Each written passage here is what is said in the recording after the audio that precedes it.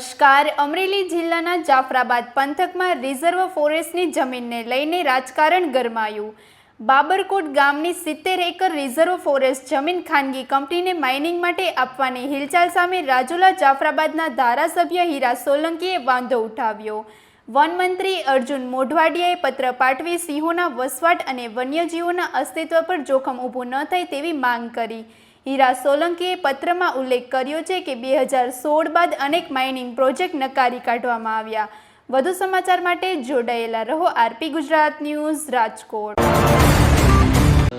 Actually Jafrabad તાલુકાનું બાબરકોટ ગામ 70 hectare જમીન જે ફોરેસ્ટ રિઝર્વ માટે રાખવામાં આવી હતી એ 2 દિવસ પહેલાં મારા ધ્યાન ઉપર આવતા ઘણા બધા લોકોએ રજૂઆત કરી અને આ રિઝર્વ ફોરેસ્ટની જમીન પ્રાઇવેટ કંપનીને માઇનિંગ કરવા માટે મંજૂરી આપી છે એવું ધ્યાન ઉપર આવતા તાત્કાલિક જ મેં અર્જુનભાઈ મોઢવાડિયા સાહેબને વન વિભાગના મંત્રીશ્રીને આ ધ્યાન ઉપર મૂક્યું છે પત્ર લખીને, અને સાચી હકીકત એમને આપી છે કે નથી આપી એ મારા ધ્યાન ઉપર ઓન પેપર કાંઈ આવ્યું છે નહીં.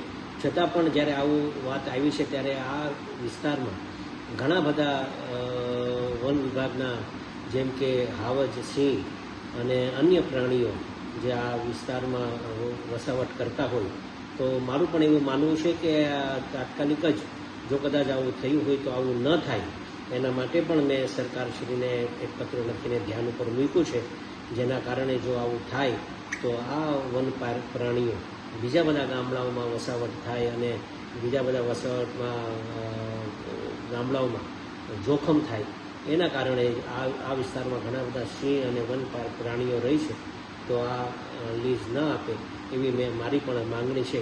અને આ પ્રાઇવેટ કંપનીને આપી છે કે કેમ એ મારા ધ્યાન ઉપર વાસ્તવિકતા નથી આવી, છતાં પણ મેં પત્ર લખી કાઢ્યો છે અને નહીં આપવા માટેની મેં રજૂઆત કરી દીધી છે.